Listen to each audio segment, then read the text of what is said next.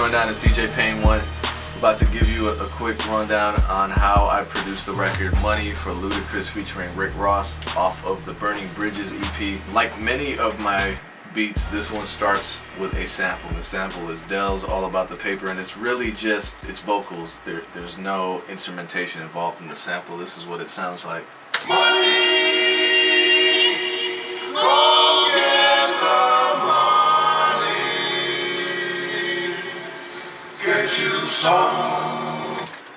So I heard that sample and I cut it up and used that as the basis for creating this beat. I always envisioned that sample section would be the chorus, and I just immediately started building around it. And this is actually an older beat. I produced this beat quite a few years actually before the Ludacris record even came out. It was a song that was in the works for a while. Initially, they were working on features for some time, and Jay-Z was going to be one of them possibly, and so I was excited about that. And then it turned out Rick Ross was on the track, which was a great fit. But a lot of the VSTs I used are old and kind of outdated, so the session's acting up a little bit.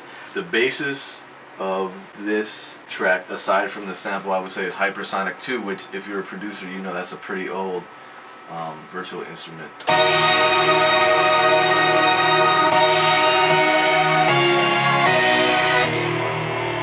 I pitched the sample down, but then I just took the chord progression in the sample and replayed it with Hypersonic.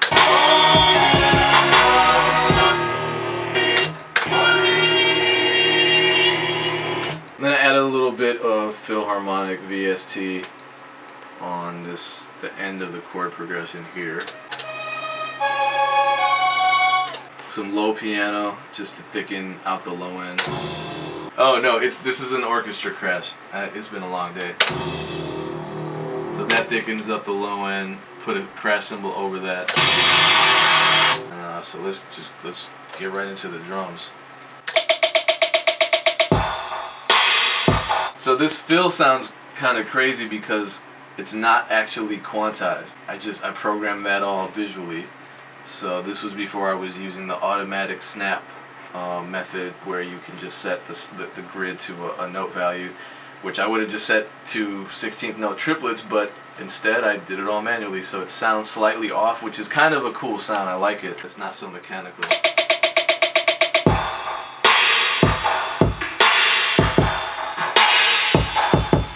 I think the drums are pretty self-explanatory, but I'll go through the more interesting parts. The snare is a layer of a snare with reverb and a clap. So it's heavier than just having a clap by itself. And then beneath everything is this percussion line with reverb on it, so it adds this extra depth to the drums.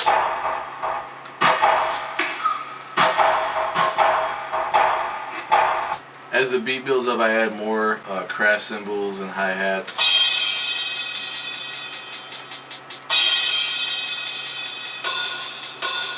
Some rise and some chimes. Back to the fills. More hypersonic. This is the piano part.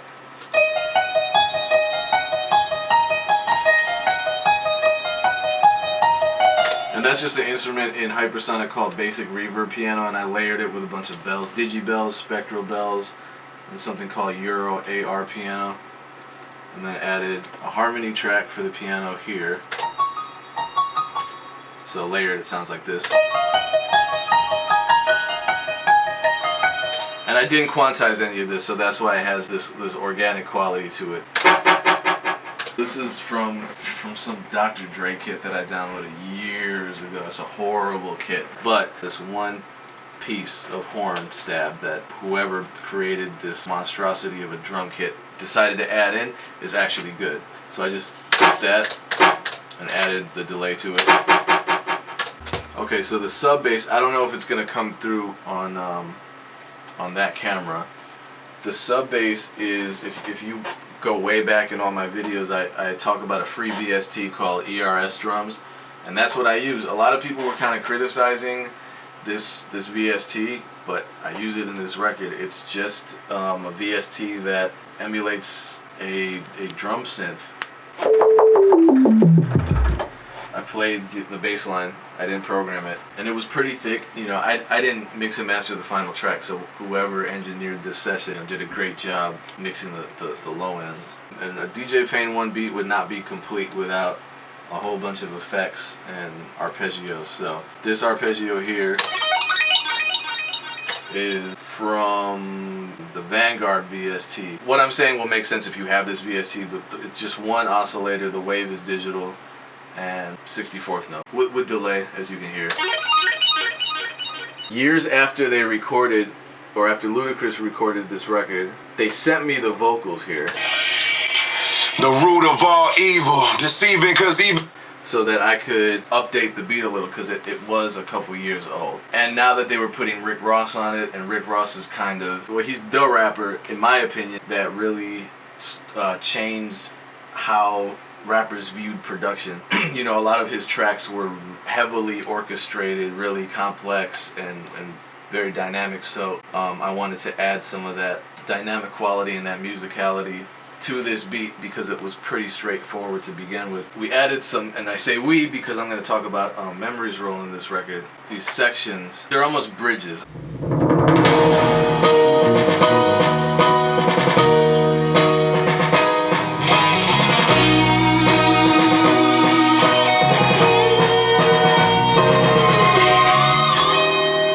And I just went off of the emotion in the vocals to create those parts. So as you can, if you listen here, I'll put the vocals on. yeah, rappers foreclosing on their houses, can't keep up the payments, they owe a couple $100,000.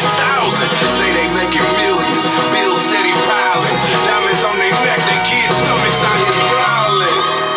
Get your priority. And then during Rick Ross's part, we bring it back down here with the filter sweep.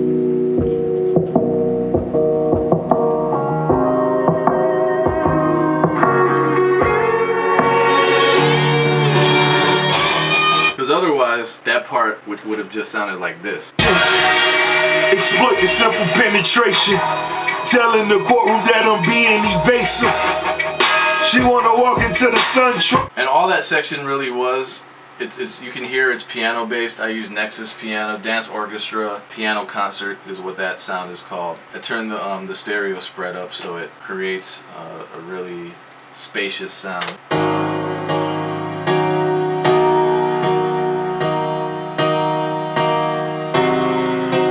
Added this bass line. This is Scarby. It's another really old Scarby J bass. This is old. I'm using Contact 4.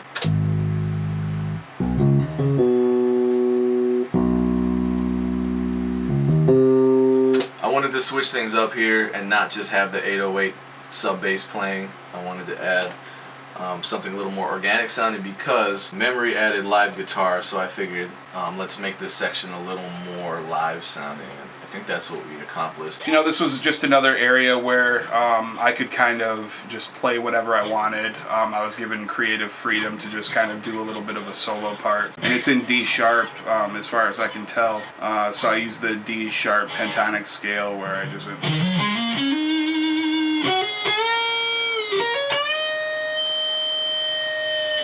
I had these drums here. But when you put the filter over these drums, they sound like this.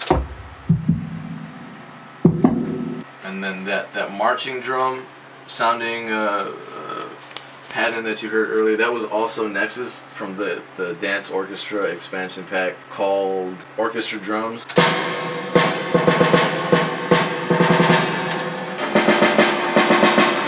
Just played it and recorded it. On another part, I just followed the chords down, and it was just really to thicken it up. So what I was doing was barring the E to give it a darker, heavier sound, as opposed to just doing your normal D sharp here. So I just add in that extra E.